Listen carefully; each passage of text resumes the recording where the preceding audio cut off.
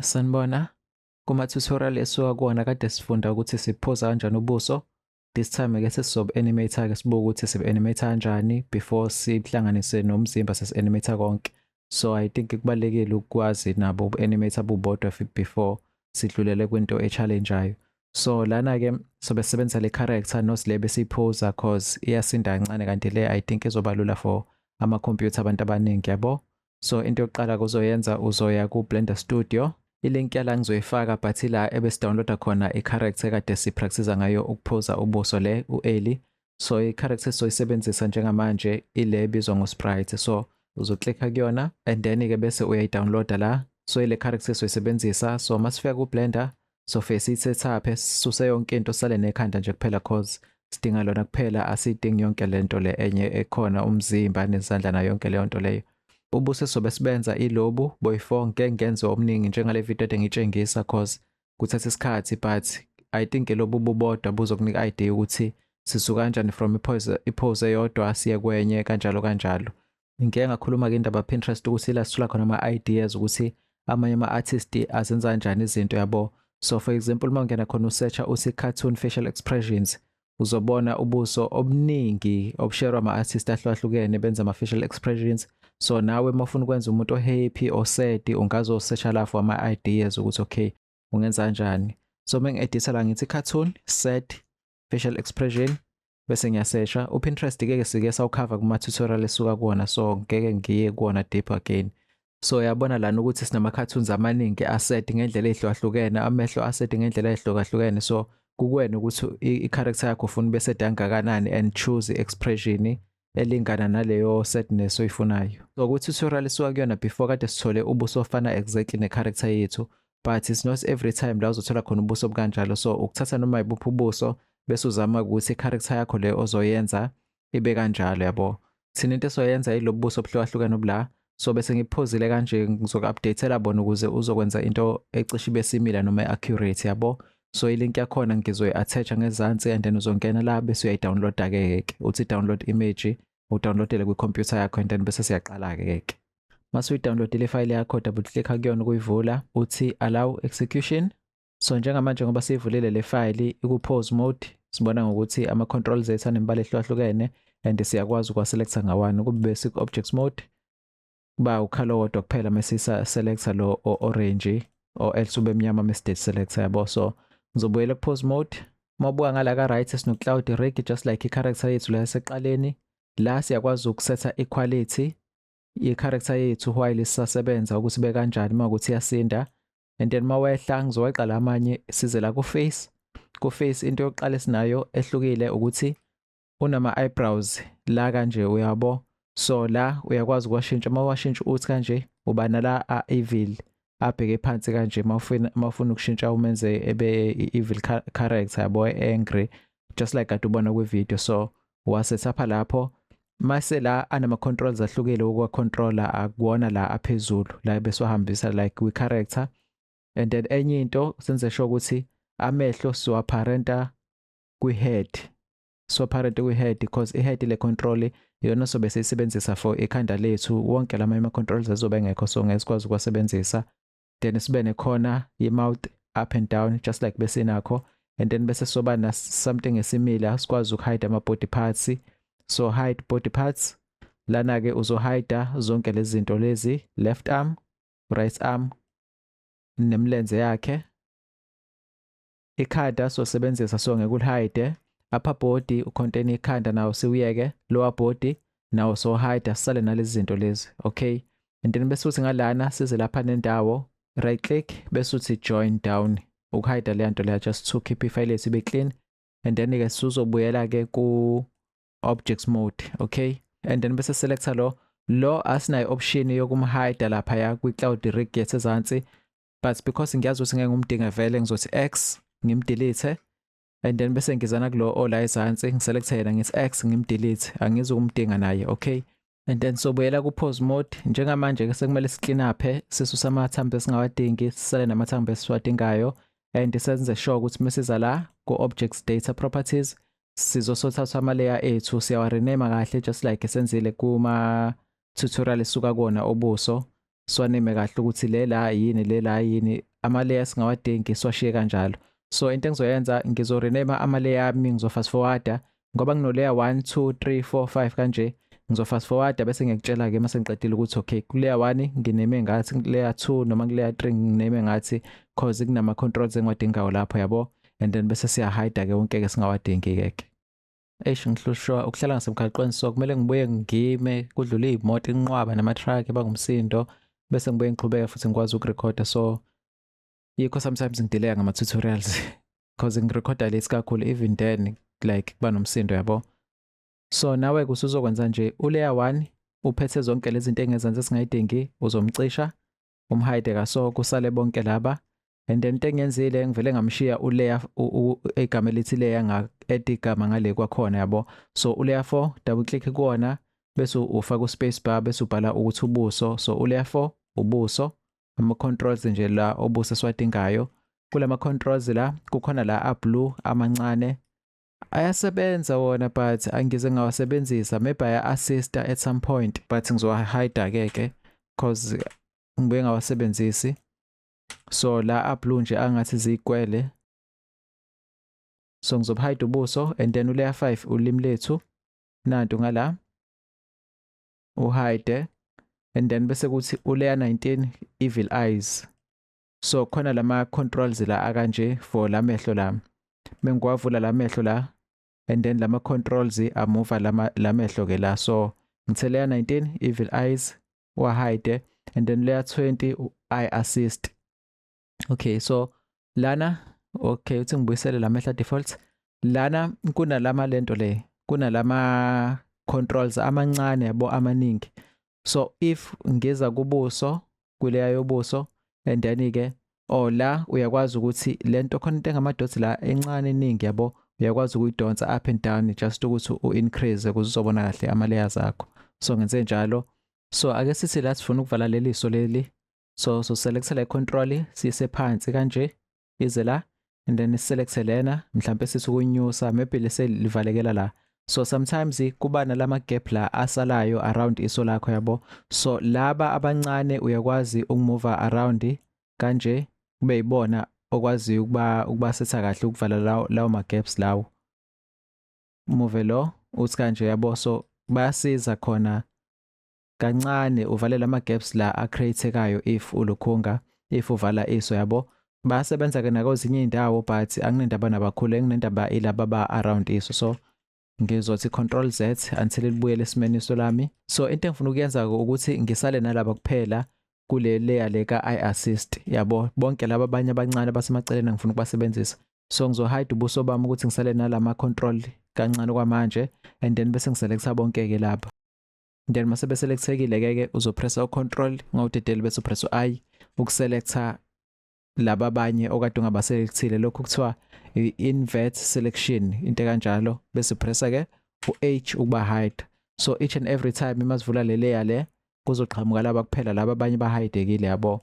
Ile yokugcina sidingayo ila ku layer 1 sidinga leya lukhunga leya control yekhanda esokugobesa ngayo ikhanda libheke eceleni lenza yonke lezo zinto lezo. Uvula layer 1 kuphela wenze sure ukuthi wonke ama layers ahidiwe. Uselecte i-control le yekhanda bese upressa u-control no-I to invert i-selection bese upressa u-H. Double click space bar ubhale ukuthi head control kuze sazi ukuthi sine head control la. Okay, then sesingabuyisa ke ubuso, and then ke mase silana kanje so thatha i-head control yethu siyehlise sizoyibeka la ezansi, noma singaya ku viewpoint siye ku front view, and then sibehlise kubuso sizobeka kanje la bubelana nje ezansi la sob animatela khona. Bese uthi control ungawudedeli shift S to save as, and then usave as enye file uzombiza ngokuthi face. Lobu buso lobu sizobusebenzisa ku tutorial elandelayo.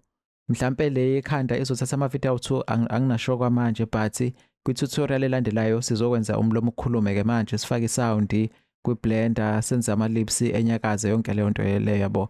So sizobuye sibusebenzise so mbiza ngokuthi face simsave bese simsetup kahle wazi waphelela, and then somsave again bese sithi save as bese simsave again nge head animation ke seso animator ke kuze uface loya simvule mase sokwenza umlomo simfice ekulesi state lesakusona njengamanje engenazo izinto eziningi esingayidingi yabo. Okay, and then ke mase sikanje and then sesi right kwamanje press u-N ukubuyisa ngala. Okay, enye into vula u-I assist and then bese unciphisa lo kancane uthi kanje bese uzalana ku face selection sets yabo, selection sets, and then uzoklikha uface uklikhe uselect ubone ukuthi yini eselectekayo, kuselecteka yonke into enobuso phakathi, uze ku mouth select yonke into enomlomo phakathi. Lo angimazi uyini ngizomhide hide, size ku eye mask select kuselecteka yonke into yamehlo. Okay, fingers asidingi, cap asidingi. Alright, u-bone collections is like ama folder ofaka kuwo ama controls ahlukahlukene, and then bese kuthi u-selection set is like i-folder okwazi ukufaka lokhu ngama controls ofuna ukwaselecta kanye kanye kuyena yabo. Let's say sifuna ukulokhonga ukuba ne selection set yokuthi sikwazi ukuselecta laba kuphela yabo. Lona ngizomhide ngimazi uyini hide, and then kusale laba. So ngifuna i-control nalo simbome ngithi G, ngizomhide naye hide laba kade bela. So let's say ngifuna i-control ezokwazi ukuthi ngiselecte laba kuphela ba around yabo. So ngizoselecta bonke ubakade la emakhoneni ngoba bahamba nga2 yabo. So umenze make sure ukuthi uba selecta bonke ngoba beselectiwe kanje, bese uza la uclick lo plus lo ukufaka yakhe selection set, and then uzo double click kuyona ubhala ukuthi I assist. So okwamanje baselectile kuphela uzothi assign ukuba assigna ke. So click eceleni ukuba deselector, and then mase uselecta bona make sure ukuthi baselectiwe bese uthi select. So sekuzoselecteka bona yeke. So if kukhona nenye group yamathambo ofuna ukuyilokhunga, let's say ama eyebrows kuphela, select bonke laba uthi plus again, and then uzobhala ke la uthi eyebrows. Okay, since seselectekile bese uthi assign. So lento izosiza ukuthi mas animator if sifuna ukuselecta ama eyebrows kuphela siselecte wona, because mase animator khona la isodila namehlo khona siqede, and then bese siza la sidile with one thing at a time yabo. So u-eye mask uselecta yonke into, so okuzokwenza ukuthi siselecte nezinto esingadingi uyisebenzisa ngaleso sikhathi. And then ke sesiqedile kwamanje sesothi control save to save the face, and then bese uthi control shift S, and then bese umname as face animation bese uthi save as.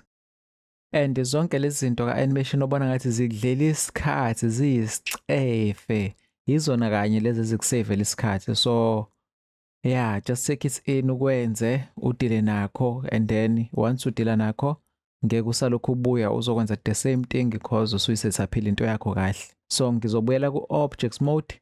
So manje sengisethapha lesini ke manje ukuthi sengizoqala animation yabo. Ngizokwehlisa la ngi-add i-collection entsha noma i-folder entsha, right click new collection udouble click kuyona. So ibiza ngokuthi scene objects, and then ke lana sesofaka i-camera si-setup ukuthi iqondane nobuso bethu exactly kanje, just like ngenze la i-camera nje ezothi ibe isikwele iqondane nobuso, and then bese siya animator ke. Okay, so seso edda before si-add i-camera nciphisela kancane, and then si right click lapha nendawo sithi vertical split or uze la phezulu uzodonsa kanje, ngivama uyifundisa ke le, and then buso add i-camera ke ngalana kube ama controls akho just like ngivama ukwenza. Okay, shift A add i-camera, and then bese ngiyihlehlisa kancane ngala ngizothi view camera active camera. Le camera le ngala ngizoveza i-play side le, I think right. Yes, right. Okay, ngizopress u-N wenze sure ukuthi u-Y no Z iba u0, ufaka u0 la, and then u-X kuyu90 keke, and then buso uyipositiona kahle keke unyuse ngala kancane, bese kuthi la ku output ushintshe kube zinamba ezifanayo, ungafaka u1920 no1920 bese upositiona kahle ikhanda lakho ke libe phana nendawo kahle kanje ya. Kodwa vele enye into esazoyifaka sisezofaka iflow la kanje elizohlala kuyona, mhlambe izongaveli kahle kwicamera but sobona sesibona yabo. Sifaka icamera kanje bese kuthi ngala sizohide ama-bones, sihide nama-controls ukuthi singawaboni. Okay, sishiye kanje. Then bese kuthi ngalana bese sipressa select camera, sipress u-H ukuyi-hide. And then-ke bese sizo-add i-reference yethu, sizoyifaka nje ibe lapha ngemuva. Ngizomisa kanje la bese uthatha isithombe lesi engithe si-download esibhalwe u-sprite faces, bese uyasidonsa uzosifaka ku-blender, usiposition ngemuva kahle nje ukuthi lobo buso lobo bulingane nalobuya.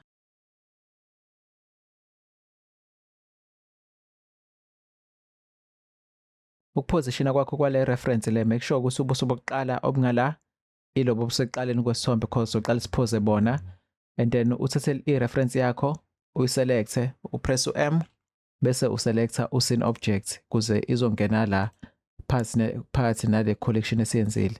Okay, and then uklikhele leya, so mase uyipositione kahle ingekho endleleni ye-character yakho bese-ke uklikha leya lukhunga loya mcikisholo loyana ukuthi ingabe saselecteka kwamanje. Okay, so nanka ama-steps engizowathatha step by step. 1, ngizovula u-auto keyframe, ngi-right click la ezansi ngithi flip to top kuze le ma-controls ami ebe la phezulu.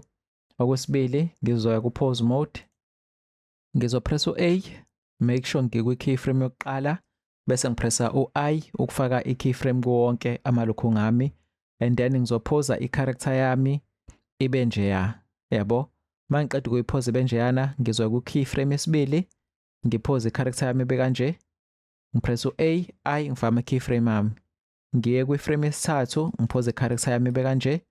And then mase ngifika kwi-character yesi-4 ngizolokhunga, mhlawumbe ngizoslowa down kancane ngikutshengise ukuthi how to achieve into kanjeyana, yabo.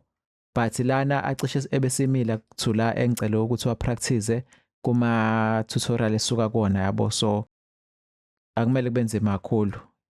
And then-ke bese ukuthi into engeke ngiyenze kodwa for lana ama-eyebrows ami ngeke ngiwa-stretch ebe kanjeyana, ngizowashiya emancane kanjena nje, lizothi lapha khona lelincane kanje. And then ngala nakhona azosale kanje, yabo.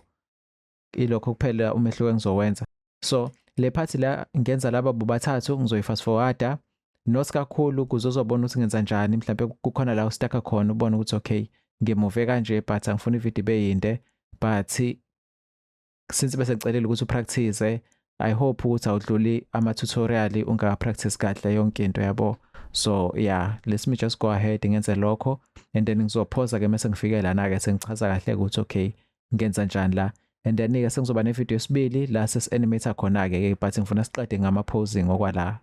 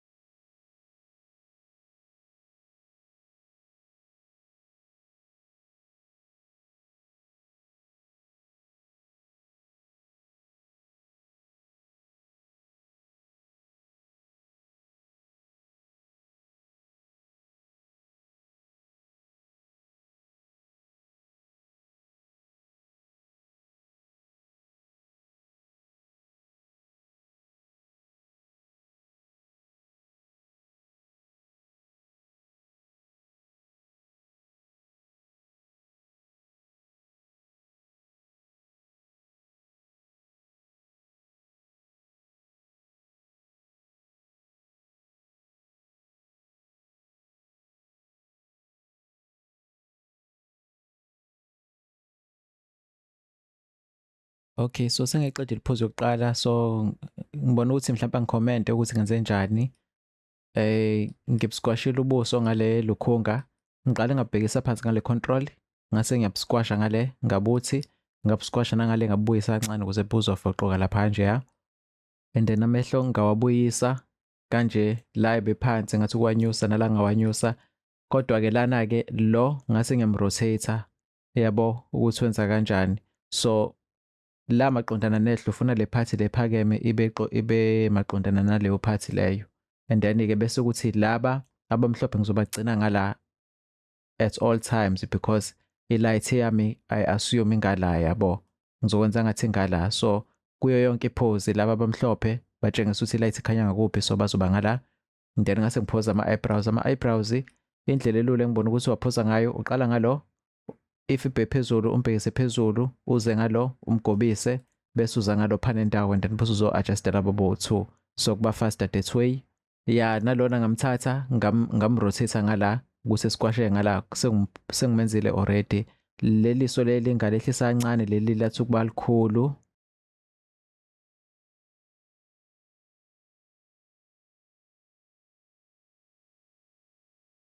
Yeah, I think kubuya ngconywana mekunje ya.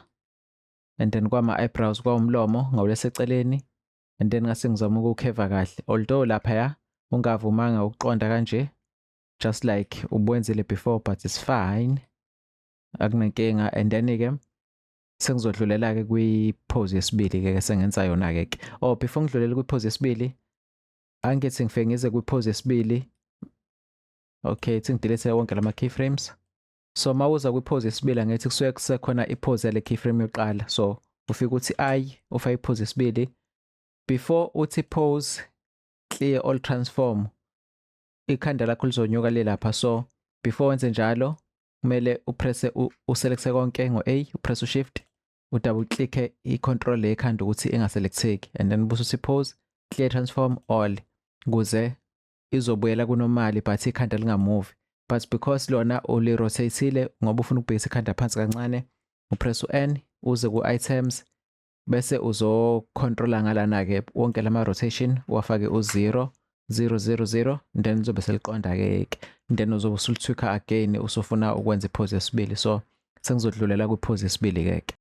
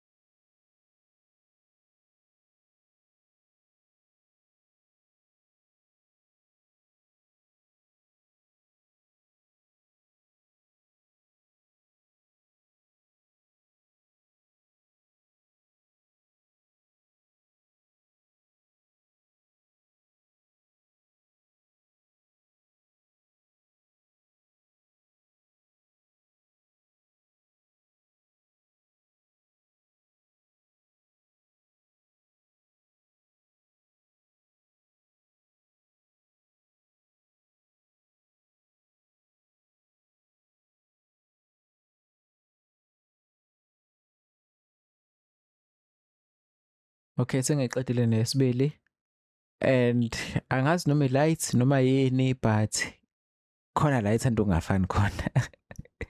Khona la ithanda ungafani khona, but-ke at least yena ngakhona maybe kumele ngenze ama-adjustment amancane, especially la emehlweni, angazi yabo, but-ke noma singabanga exactly because ngibuka lento engangifundisa ukuthi yabo ngoba lehla nje eyebrow nomlomo uthi kanje namehlo kube ngathi liyancipha ngala, yabo kulandele leyo sort of structure kanjalo. Yeah, kanje ngabe sengilivula kakhulu phela, but yeah, like nje utshekise, just play around. That's the way you gonna learn, yabo. Wenze nawe, sometimes ubuye ukhohlwe ivideo ukuthi ngenze kanjani, uzame in your own way, or into esele sekwamehlo la. So laba bo-2, if uselecta bona straight, and then busu uza la uselecta la kanje, uthi control C control V, then bazokhopha iframe yabo izizopasteka la, then usungayi-adjusta-ke la, mhlampe uskele up kancane, then ubaposition ngenye indlela, uthi back forward, ubuke ukuthi i-light yakho ngayisa ngakho yini, yabo.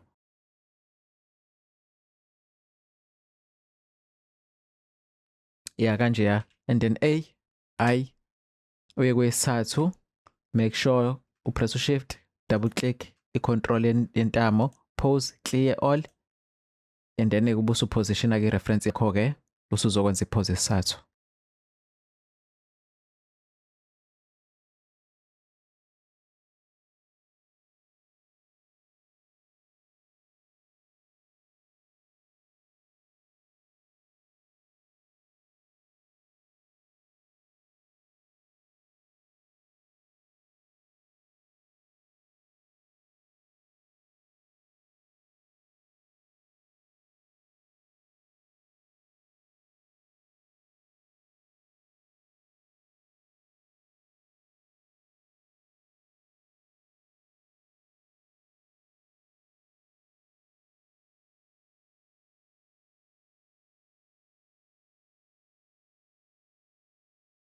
Okay, so le angayiqedi, but I wanna update you with something ukuthi la uyabona ukuthi usekhamisile and all along izinto ey'phathelene nomlomo into ekanjalo akaze silukhunga akaze siyithinta angithi yabo ngizothi AI.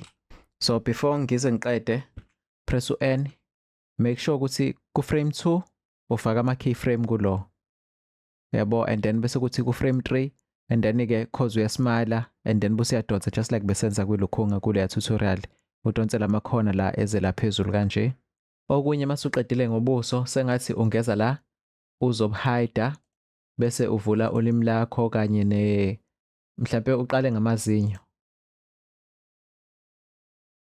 Uqale ngama-controls e-mouth ulihide ulimi. Uphoze kanjeyana ukuthi lamazinyo evele la washape nje ehambe ethi kanje angenhla angezansi waphushele phansi ukuthi ahayideke bese ulimi uzama ukuliphoza just livele kanjeyana lapha. So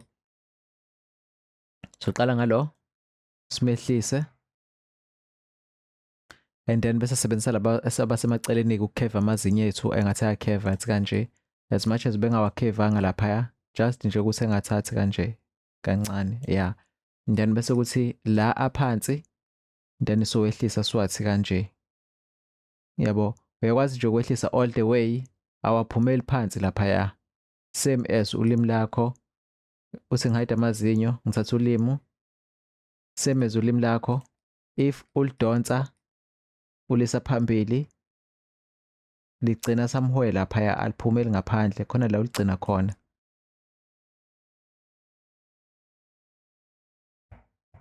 Okay, control Z. So le rig yenziwe kanjalo ukuthi ulimi aliphumeli ngaphandle and then-ke sengizolishape kahle ke ngizoqala ngeselect eqala konke namazinyo ngivule umlomo A, ngifake u-I la, ngifake u-I kule frame nakulena mhlawumbe ngifake u-I ukuze mase hlehlisa lo sesimphoza kahle engasibangela inkinga.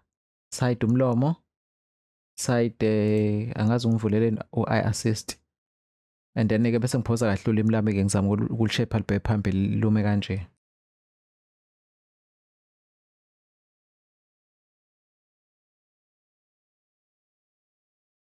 So masuqedile kanje uvula umlomo nolimi uthi A, I ufaka ama-keyframe uze ku-2 I again uze la I again just to make sure and then bese uyabahide bobabili ubuyise-ke i assist ubuyise ubuso no ila kuphela engiwadingayo A, I then-ke bese dlulela kwi-pose elandelayo. So for lena indlela sokwenza ngayo kumele ubavule bonke since usubafake bonke, so umlomo kanye nolimi kumele uvule la uthi A, I nakhona just to take kube nama-keyframe cause sezoframe ngendlela ehlukile la yabo, and then-ke u-double click intamo pose clear all transform kube kanje uposition i-reference yakho kahle ibe ngala. So indlela uzokwenza ngabo lobuso into oqala kumele ubhekise phansi udile nomlomo ungayikhathazi ngamazinyo ukuthi kanje usebenzisa lamazinyo akhona nje evaleke ethi kanje and then ungawakhevi ungaqala wakheve and then wenze amehlo ukuthi ethi lapha kanje and then lo sesom-add ekugcineni-ke but wenza amehlo ethi kanje amashiya la owashiye lapha phezulu akunankinga cause once waswitchela lana vele azoyizela wona la ezansi kanje buse uyawa-controla kahle-ke. Make sure kuqala ukuthi uya ku-items ushintshe la kube u-0 kuze ezobheka phambili lo N and then buse uyaphoza kahle-ke.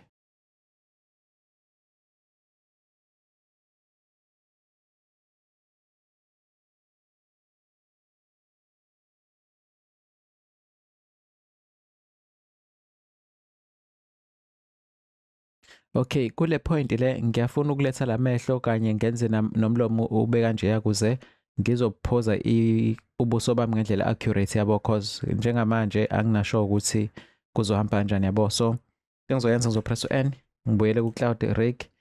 Into engifuna ukuyishintsha manje yini ama-eyebrows angithi, so ngizoya ku-frame 3 ngifake u-I kuma-eyebrows ukuthi ebe default and then ngiye frame 4 bese-ke ngilukhunga ngiwashintsha ebe evil kanje kuze amehlo ami nawo ngizowashape ngendlela e-right yabo.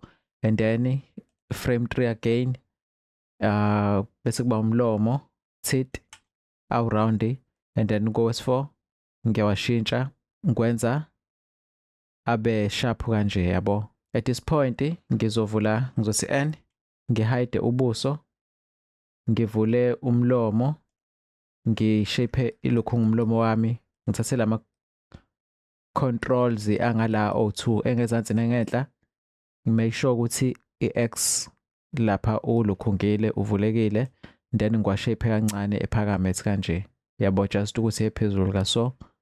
Laba sebe helpful-ke kule case le sengiyakwazi ukuthi ngibalokhunge kahle, ngibenze kanje, ngishape ngabo amehlo ami. So into manje ukuthi sesibukela kwama reference, kanti mhlambe ungaya ku-internet ku-Pinterest usearch ama reference akhona for evil face, upose i-character yakho ngendlela e-right yabo.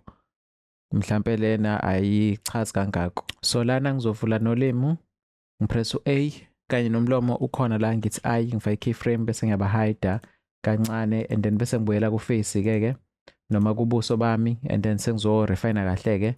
Make sure umlomo ngiyawuvala kancane kungabi na-gap laphaya kanjeya, and then bese ngishape umlomo wami-ke ngendlela-ke. Mengibona ukuthi sikhona isidingo sokuthi ngubusquashe even more, nalokho sengakwenza, but be careful ungakwenzi overdo, just kancane, ngibuyise namehlo lapha engathi ezaphana nendawo kaso, and then-ke bese siyaqhubeka-ke. Sure.